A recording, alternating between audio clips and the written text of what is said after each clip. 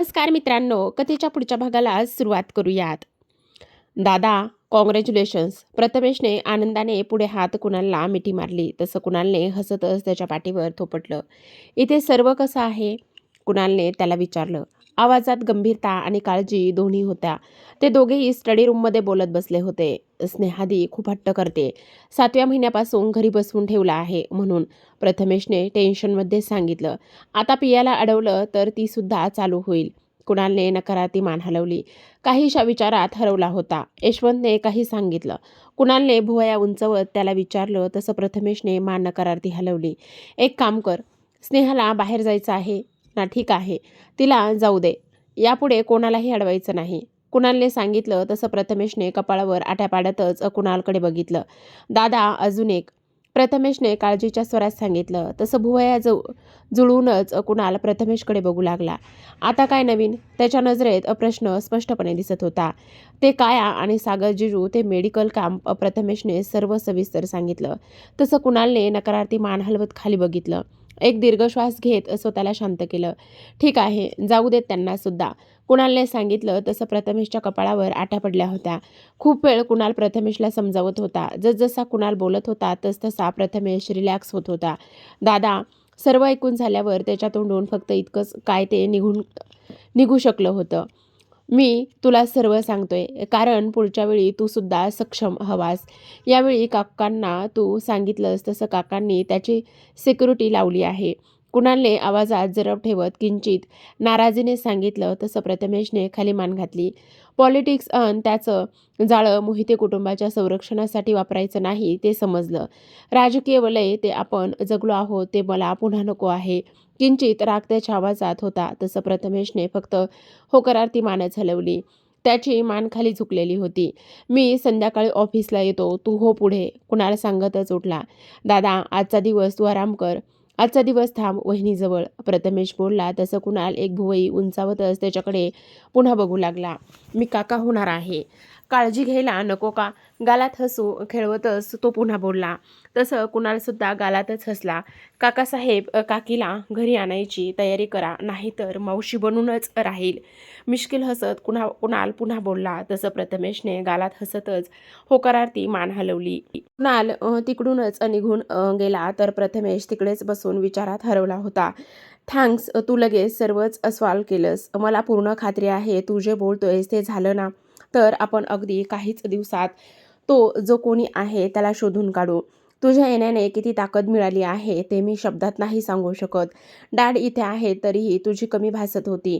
डोळे बंद करूनच तो कुणालने सांगितलेल्या त्या सर्व गोष्टी आठवत होता आणि पुढे काय करायचं आहे त्याचा विचार करत होता. कुणालने सांगितलेलं सर्व काम त्याने लगेच करून टाकलं आणि नंतरच तो तिकडून जायला निघाला.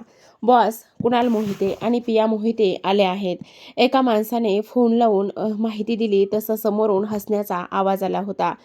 गुड, तर आपले कष्ट वाचले म्हणायचे. समोरून तो माणूस हसतच बोलला. बॉस, पिया मोहिते प्रेग्नेंट आहे, फोन लावून माहिती देणाऱ्या माणसाने सांगितलं. तसं समोर शांतता पसरली आणि नंतर गडगडाटी हसू कानावर आलं. आता मजा येणार. प्रेग्नेंट बहिणीला जपणार की प्रेग्नेंट बायकोला? की हा हा हा करतच त्या गडगडाटी हसूसोबतच फोन कट झाला. फोन लावून माहिती देणाऱ्या व्यक्तीने आजूबाजूला कोणी आहे की नाही याची तपासणी केली आणि आतमध्ये निघून गेला. मोहिते, तुम्हाला मी सोडणार नाही, अजिबात माफी नाही मिळणार तुम्हाला. पिया मोहिते, तुला तर मी सोडणारच नाही. रागात त्याच्या हाताच्या मुठ्या वळल्या होत्या. डोळ्यात फक्त रक्त उतरलं होतं. त्या रागात त्याने हातातील काचेचा ग्लास सुद्धा समोरच्या आरशावर फेकला. तसे काचेचे तुकडे तुकडे झाले. रक्त उतरलेलं ते डोळे किंचित पाणावले होते. त्या पाणावलेल्या नजरेने तो समोर पडलेल्या काचेकडे बघत बसला होता. ही मोहितेला मी सोडणार नाही, तुमच्यामुळे, फक्त तुमच्यामुळेच आज. तो बोलता बोलता मध्येच थांबला. हाताच्या मुठी पुन्हा वळल्या गेल्या होत्या. तुम्ही गेलेलात ना, लटक्या रागात ती बोलली. तसं तो गालातच हसला. मला ना तुमच्याशी बोलायचं नाही, ती लटका राग दाखवतच बोलली. तसं त्याने काहीही न बोलता तिला मिठीत घेतलं. हे तुमचं नेहमीचंच आहे, जवळ घेतलं की सर्व विसरते, माहीत आहे तुम्हाला. उगाच त्याला लांब करत ती बोलली. तो गालात मंद हसतच तिची नाटकी बघत होता. अरे, मी तुला थोडी ना जवळ घेतला आहे, मी तर माझ्या पिल्लूला जवळ घेतला आहे. मला माझ्या पिल्लूचे लाड करायचे आहेत ना. त्याने नाटकीपणाने तिला जवळ घेत सांगितलं आणि हळूच तिच्या पोटावर हात ठेवला. तशी ती शांत झाली. त्याच्या स्पर्शाने तिच्या अंगावर शहारे उभे राहिले होते. ती कधी त्याच्या मिठीत गेली ते तिलाही समजत नव्हतं. त्याचा पोटावर फिरणारा हात थांबवून त्याचं एक बोट तिच्या नाभीभोवती जरा जास्तच रेंगाळलं तशी तिने त्याच्या खांद्यावर डोकं टेकवत डोळे बंद करून घेतले. श्वास मात्र घशातच अडकला होता. कुणाल नकांना त्रास देऊ ती अगदी काकुळतीला येऊन बोलली तसं तो गालातच हसला. तिच्या गालावर ओठ टेकवत त्याने तिला हळूच बेडवर झोपवलं होतं. तिकडे तुला त्रास होता म्हणून फक्त फिरून आलोय आपण, त्याने अगदी हळूवार तिच्या कानात तसं सांगितलं. तशी तिच्या पूर्ण अंगावर शहारा आला. तिने मात्र डोळे उघडून बघितले तर त्याचा चेहरा अगदी तिच्या चेहऱ्याजवळ होता. त्याच्या चेहऱ्यावर असलेलं स्मित हास्य तिच्याही चेहऱ्यावर आलंच. तिने समाधानाने डोळे बंद केले तसं त्याने तिच्या ओठावर ओठच टेकवले. ती सुद्धा तितक्याच उत्सुकतेने त्याला प्रतिसाद देत होती. तिचे हात आता त्याच्या केसातून फिरू लागले तर त्याचे ओठ तिच्या पूर्ण चेहऱ्यावर फिरत होते. कधी अधीरतेने ती स्वतः तिचे ओठ त्याच्या स्वाधीन करत होती. थायलंडवरून परत आलेले ते दोघेही तनमनाने मात्र अजूनही तिकडेच रेंगाळत त्याचा क्वालिटी टाईम स्पेंड करत होते. त्यांना इतर कोणाची काहीच पडली नव्हती. किंबहुना सर्वांसमोर असतानाही त्यांना जो थोडा वेळ मिळत होता तोच त्यांना खूप जास्त आवडत होता. समाधानाने थकून आता पिया त्याच्या मिठीत केव्हाच झोपी गेली होती. आजच प्रवास करून आलेले ते थकले असतील म्हणून जेवणासाठी सुद्धा त्यांना कोणी उठवायला सुद्धा आलेलं नव्हतं. पूर्ण दिवस तर सर्व आपल्या आपल्या कामामध्ये बिझी होते. पण आज रात्री मात्र मोहिते कुटुंबात जल्लोष असणार होता. रवी काका आणि सुजाता काकी सुद्धा इथेच आले होते. मोहितेंचं पूर्ण कुटुंब एकत्र एका छताखाली होतं. काया आणि सागर सुद्धा आले होते. मोहितेंची पार्टी म्हणजे खाण्यापासून सुरू होत होती आणि खाण्यावरच संपत होती. गप्पांना उधाण आलं होतं आणि स्नॅक्सच्या प्लेट्स रिकाम्या होत होत्या. पेयाने पाठवलेला प्रत्येक फोटोवर अगदी बारकाईने अभ्यास केला जात होता. सोबतच प्रत्येक फोटोवर प्रत्येकाची कमेंट्स मिळत होत्या ते वेगळंच. हनीमूनचे फोटो इतक्या बारकाईने अभ्यास करणारं हे मोहिते कुटुंब पहिलेच. मी त्या ग्रुपवर का नाही कुणालने मध्येच विचारलं तसं कितीतरी जणांच्या जीभ दाताखाली आल्या होत्या. नाहीच कारण वहिनी त्या ग्रुपवर होत्या. फोटो कोणी जास्त पाठवले असते सांग तू की वहिनीने? कोणीही न सांगता माधवने ही जबाबदारी आपल्या खांद्यावर घेतली होती. शाळेत असताना डिबेट कॉम्पिटिशन्समध्ये नंबर काढणारी ती कुठल्याही गोष्टीवर डिबेट करून समोरच्याला आपलं बोलणं पटवून देण्यात खूप हुशार होती. स्नेहा ही वकील होते बघ. तुझा बिझनेस इन डेंजर. कुणालने उगाच विषय भरकवटला. ती तिचं काम करेल आणि मी माझं. दी काही मदत लागली तर नक्की सांग.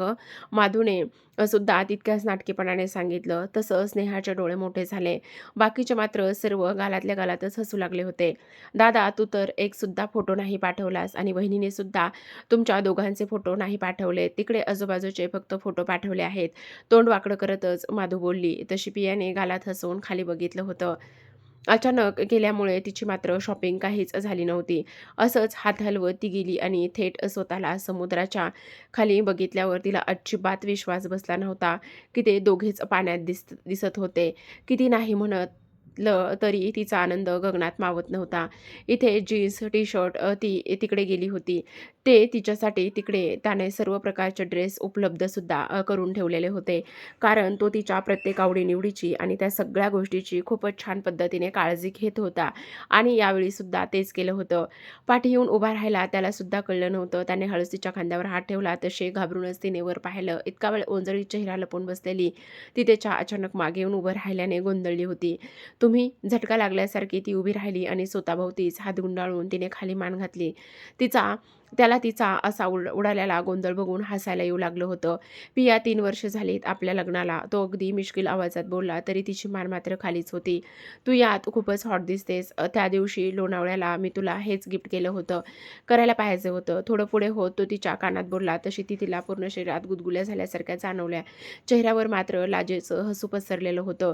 तुला माझ्यासमोर लाजण्याची अजिबात गरज नाहीये. आपण दोघेच आहोत. मी तुला आधीच सांगितलं आहे. तिचे हात बाजूला करत तो बोलला. तशी ती मात्र पटकन त्याच्या मिठीमध्ये पुन्हा एकदा शिरली. वेडाबाई. तिच्या भोवती मिठी घट्ट करतच तो बोलला होता. ती मात्र अजूनच घट्ट बिलगली होती त्याला. इथे आहेस तोपर्यंत तू हेच घालणार आहेस समजलं. हवं तर याला माझा हट्ट समज. त्याने तिला सांगितलं. तशी ती नकारार्थी मान हलवत पुन्हा त्याच्याकडे पाहू लागली होती. पण त्याने सुद्धा तिला नकार दिला. थोड्याच वेळात तिचा तो अवघडलेपणा गेला होता आणि ती अगदी मनमोकळेपणाने फिरत होती. वानरसेनेला फक्त तिकडचे फोटो काढून तिने पाठवले होते. होते, पण स्वतःचा मात्र एकही फोटो तिने त्या कपड्यातला काढला नव्हता. सर्वांचा गोंधळ वाढला तशी ती भानावर आली होती. आता सुद्धा तिला ते सर्व आठवून अंगावर शहारे आणि नजरेत लाज आली होती. तिच्याही नकळत तिची नजर कुणालवर गेली तर तो सुद्धा मिश्किल नजरेने तिच्याकडे पाहत हसत होता. तशी तिने पुन्हा गालात हसूनच नजर खाली झुकवली. आपण सर्व तिकडे जाऊया पिकनिकला, अंडर वॉटर. मज्जा येईल, माधू बोलली ओरडली. तसे सर्वच एकमेकांकडे पाहू लागले. थोडी तरी दया कर ग त्या बिचाऱ्या समुद्रजीवावर. आपण एकत्र तिकडे गेलो तर ते कुठे जातील? केतन तिला चिडवतच बोलला. तू नको येऊ, तुला घाबरून पळतील, आम्हाला नाही. तिने लगेचच त्याला सांगितलं. खरंच डेंजर आहे माधू. आम्हाला नाही ग, तुलाच घाबरतील. बोलतील ही कोण आहे? बकासुराची बहीण. आता आम्हाला ही खाऊन टाकेल. तो अगदी राक्षसी हसू खेळवतच बोलला. तसे मात्र सर्वच हसू लागले. म्हणून तर मी तुला नको येऊ असं सांगते, म्हणजे निदान बकासुरापासून तरी त्यांचा बचाव होईल. ती बोलली तसे सर्वच मोठ्याने हसायला लागले. थोडा वेळ सर्वांमध्ये बसून काया आणि पिया तिच्याकडे गार्डनमध्ये जाऊन बसले होते. दी मी मावशी होणार, सॉलिड न्यूज सांगितलीस तू. काया खुश होतच बोलली. आणि काकी सुद्धा. पिया तिला चिडवत बोलली. तशी तिने लाजूनच मान सुद्धा खाली घातली होती. दी यार तू तरी नको ना चिडवूस, उगाच नाटकं करत ती बोलली. तशी पिया मात्र गालातच हसलेली होती. दी घरी येणार राहायला. खूप दिवस नाही आलीस, कायाने सांगितलं. तुलाही माहिती आहे ना इथे किती गडबड होती. ते मग मी कशी तयार होणार? मला सुद्धा यायचं आहे. पण तुला असं वाटतं का मला कोणी आता तिकडे पाठवतील? पियाच्या विचारण्यावर कायाने नकारार्थी मान हलवली. दादा वहिनी का नाही आले आता? पियाने तसं विचारलं. फक्त मोहिते जमणार होते, मग तो कसा येईल? तिने सांगितलं. दी तू आज जिजूंना विचारणार आहेस? काही दिवस तुझी सुट्टी आहे तर, चिडून काया बोलली. तू असणार आहेस का मला बोलावतेस ती? तू जाशील मेडिकल कॅम्पला. पिया चिडून बोलली. तशी ती गालातच हसली. मी आले की ये बस, कायाने सांगितलं. खूप वेळ त्या दोघींच्या गप्पा चालू होत्या. स्नेहा आणि सागर सुद्धा त्यांच्या रूममध्ये जाऊन गप्पा मारत होते. सागर तिला आपल्या मिठीत घेऊन बसला होता. सागर आपल्याला मुलगा आणि कुणालला मुलगी झाली ना तर खरंच मी तिला माझी सून बनवणार आहे, समजलं? स्नेहाने सांगितलं. तसं त्याने मंद स्मित करत पुन्हा मान डोलावली. तुझा भाव त्याच्या मुलीला देईल का आपल्याकडे? उगाच स्नेहाला चिडवत त्याने विचारले. मला दिली ना मग तिला सुद्धा देईल. आणि बघच तू, नाही दोघांना पण लहानपणापासून शिकवलं ना तर, स्नेहा बोलली. तसं त्याने डोक्याला हातच मारून घेतलेला होता. अगं आतापासून काय तू त्यांची सेटिंग लावतेस? त्या दोघांना येऊ तर दे. तिच्या कपाळावर टपली मारतच तो बोलला. तुला नाही कळणार मी किती एक्साइट आहे ते. कुणालची मुलगी आणि माझा मुलगा, हात एकमेकांना जोडून ती अगदी एक्साइट होऊनच बोलत होती. तेव्हा आता मला सांग, मी सांगितलेलं डाएट तू फॉलो करतेस? त्याने आवाजात जरब आणूनच विचारलं. तशी तिने तोंड वाकडं केलं. स्नेहा तू का फॉलो करत नाहीयेस? त्याने चिडूनच विचारलं. करते. इथे इतके जण आहेत ना की सतत माझ्यावर लक्ष ठेवून असतात. रडण्याचं खोटं नाटक करत ती बोलली. तसं त्याने मात्र नकारार्थी मानच हलवली होती. हो म्हणजे तुला तुझं रुटीन स्किप करायला मिळतं, तो चिडूनच बोलला. तशी तिने बत्तीशी सुद्धा त्याला दाखवली. मला इथे नाही राहायचंय. हे सर्व मला बाहेर सुद्धा जाऊ देत नाहीत. तिने पुन्हा तिचा राग दाखवला. तुझ्या काळजीने करतायत ते. हो पण मला बाहेर फिरायला जायचं आहे. तेव्हा ती म्हणते, ठीक आहे जाऊयात आपण, मी काय ते बघतो. तिच्या होला हो देत त्याने तिला शांत केलं. तशी त्याच्या खांद्यावर डोकं टेकवतच ती शांत बसली. बाहेर बाकीची वानरसेना आपली आपली मस्त करतच होती की कुणालचा फोन वाजला. फोनवरचं नाव वाचून त्याने लगेच फोन कानाला लावला आणि बाजूला गेला. फोनवरती समजलेली बातमी ऐकून काळजीने त्याने केसातून हात फिरवतच तिकडे बसून घेतलेलं. हात एकमेकात गुंफून घेऊन त्याने दोन्ही हात डोक्याला टेकवले होते. ती बातमी ऐकून त्याच्या मनात वादळ उठलेलं होतं. तर प्रेक्षकांनो, हा होता कथेचा एक भाग. पुढील कथेचे भाग एन्जॉय करण्यासाठी चॅनलला नक्की सबस्क्राईब करा. व्हिडिओ पाहिल्याबद्दल धन्यवाद.